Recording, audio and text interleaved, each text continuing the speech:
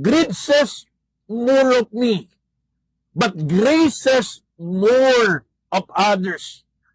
The grace does not cover our greed, but the grace of generosity cures our need. Kapatid, iluhod natin ang ating bansang Pilipinas. Ipanalangin natin ang ating pamunuan. Ipanalangin natin ang ating mga kababayan na makalaya sa sakit, sumpa, salot ng greediness. Hindi pala baha ang ating problema.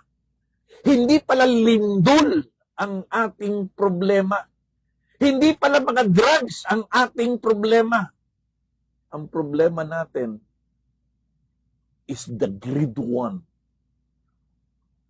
Ang espiritu ng kasakiman, espiritu ng pagiging ganid, espiritu ng pagnanakaw at korupsyon, una sa Diyos, pangalawa sa ating bayan.